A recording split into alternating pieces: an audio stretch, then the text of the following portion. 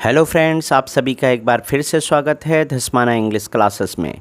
दोस्तों, पिछले video lecture में मैंने आपको बताया था प्रेजेंट कॉन्टिन्यूअस टेंस के बारे में। आज मैं आपको बताने जा रहा हूँ प्रेजेंट कॉन्टिन्यूअस टेंस के पैसिव वॉइस के सेंटेंसेस के बारे में। अगर आपने पिछला वीडियो लेक्चर नहीं देखा है, आपको प्रेजेंट कॉन्टिन्यूअस टेंस नहीं आता है, तो मैंने डिस्क्रिप्शन बॉक्स में लिंक दिया है, आप जो है उस वीडियो लेक्चर को ज़रूर देखिएगा।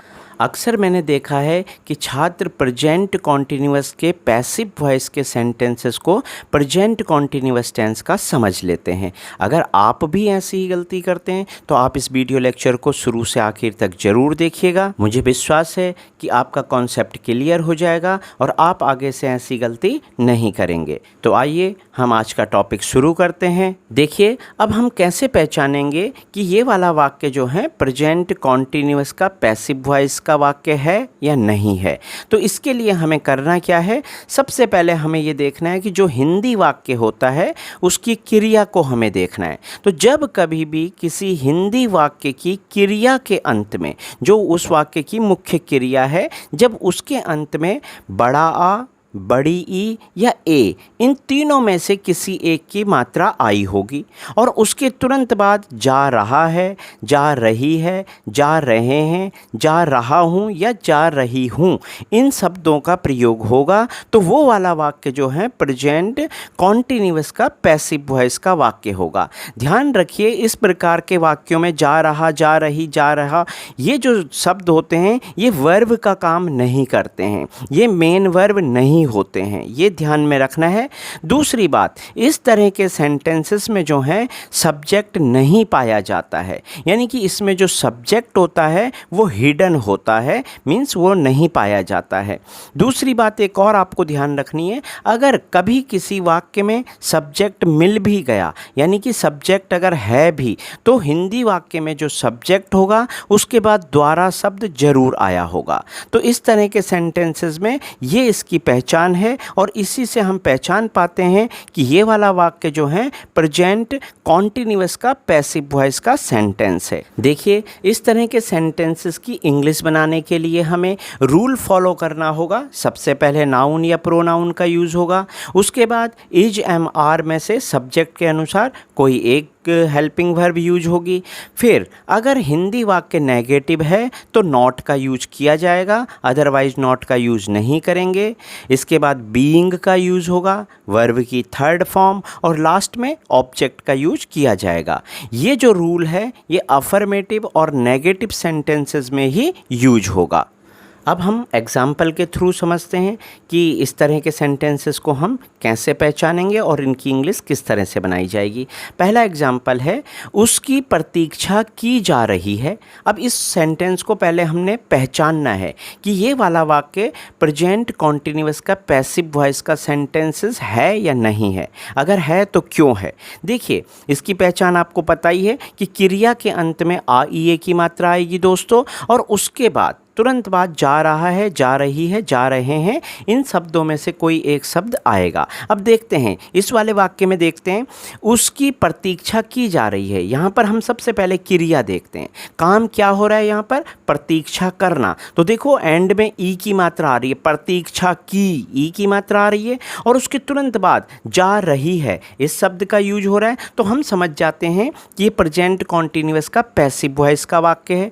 दूसरी बात, इस वाक्य में सब्जेक्ट भी नहीं दिया हुआ है। देखिए, काम तो हो रहा है, प्रतीक्षा की जा रही है, लेकिन काम कौन कर रहा है, जो काम करता है उसे सब्जेक्ट कहा जाता है। तो इसमें सब्जेक्ट नहीं दिया है, प्रतीक्षा की जा रही है उसकी, लेकिन पता नहीं है कि कौन कर रहा है। तो देखिए, सब्जेक्ट भी नहीं है, तो हम समझ जाते हैं कि ये वाला वाक्य जो है प्रेजेंट कॉन्टिन्यूअस का पैसिव वॉइस का वाक्य है। अब इसकी इंग्लिश किस तरह बनाई जाएगी, सबसे पहले रूल को फॉलो करेंगे, तो उसमें नाउन या प्रोनाउन का यूज़ किया जाएगा। तो देखो दोस्तों, अगर तुम्हें नाउन प्रोनाउन नहीं आता है, मैंने जो पिछला वीडियो लेक्चर है उसमें अच्छे से बता रखा है, लेकिन मैं यहाँ पर भी फिर आपको एक बार हल्का सा रिवाइज करूँगा।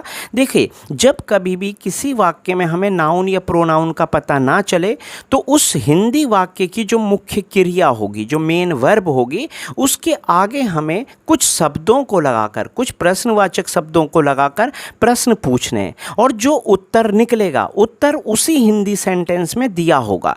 जो उत्तर निकलेगा वही हमारे पास नाउन या प्रोनाउन होगा। और देखिए वो शब्द कौन से हैं, वो क्वेश्चन वर्ड कौन से हैं जो हमें लगाने हैं। वो क्वेश्चन वर्ड हैं, अगर हमें लगाना है तो किसका, किसकी, किसको, किस, किसे या क्या, इन शब्दों को अगर हम वर्ब के आगे लगाएं और जो उत्तर निकलेगा वही हमारे पास नाउन या प्रोनाउन होगा। अब देखिए कैसे, मैं एग्जांपल बताऊं। जैसे हमारे पास सेंटेंस है, उसकी प्रतीक्षा की जा रही है। अब यहाँ पर क्रिया क्या है, प्रतीक्षा करना। तो इसके आगे अगर हम लगाते हैं किसकी, तो अब किसकी लगाया, किसकी प्रतीक्षा की जा रही है, तो उत्तर क्या निकला, उसकी। उत्तर जो है वो सेंटेंस में ही निकलेगा, ये ध्यान रखना है। तो उसकी उत्तर निकला, तो उसके के लिए इंग्लिश में क्या कहा जाता है, ही। फिर उसके बाद इज का यूज होगा। आप जानते हैं कि इज का यूज जो है वो सिंगुलर नाउन के साथ किया जाता है। आर का यूज जो है वो प्लूरल के साथ, जो बहुत सारे हैं, बहुवचन सब्जेक्ट के साथ। और एम का यूज जो है वो आई के साथ किया जाता है। ये मैं आपको पिछले वीडियो लेक्चर में विस्तार से बता चुका हूँ। तो फिर यहाँ पर ही आएगा पहले, जो नाउन प्रोनाउन है। उसके बाद जो है इज का यूज़ किया जाएगा। फिर बीइंग, फिर वर्ब की थर्ड फॉर्म। वर्ब क्या है यहाँ पर, इंतज़ार करना। इंतज़ार को वेट बोलते हैं, तो थर्ड फॉर्म वेटेड होगी। तो सेंटेंस बनता है he is being waited. Next sentence है पेट्रोल महंगे दामों पर बेचा जा रहा है। तो अब हम देखते हैं कि यहाँ पर वर्ब के आगे हमने लगा दिया क्या बेचा जा रहा है। तो क्या बेचा जा रहा है महंगे दामों पर, पेट्रोल। सबसे पहले पेट्रोल की इंग्लिश होगी पेट्रोल। फिर इज बीइंग, वर्ब की third form sold at high prices. Next sentence है इस मामले की जांच नहीं की जा रही है। अब यहाँ पर वर्ब है जांच करना, इसके आगे अब हम लगाते हैं कि किसकी जांच नहीं की जा रही है, तो उत्तर निकलता है इस मामले की। तो इस मामले की इंग्लिश हुई दिस मैटर इज नॉट। अब ये नेगेटिव है इसलिए इसके बाद नॉट का यूज़ होगा। फिर बीइंग का यूज़ किया जाएगा। और वर्ब क्या है, जांच करना, इन्वेस्टिगेटेड। तो अब सेंटेंस बनता है this matter is not being investigated. Next sentence है गरीबों का शोषण किया जा रहा है। तो किसका शोषण किया जा रहा है, गरीबों का। तो गरीब हमारे पास नाउन है, द पुअर आर बीइंग। अब वर्ब क्या है, काम क्या हो रहा है, शोषण करना, एक्सप्लॉटेड। तो the poor are being exploited. Next sentence है हमें छुट्टी नहीं दी जा रही है। ये नेगेटिव सेंटेंस है दोस्तों, इसमें नॉट का यूज़ होगा। अब किससे छुट्टी नहीं दी जा रही है, हमें। तो सबसे पहले we are not being granted leave. We are not being granted leave. Next sentence है आपको पार्टी में आमंत्रित नहीं किया जा रहा है।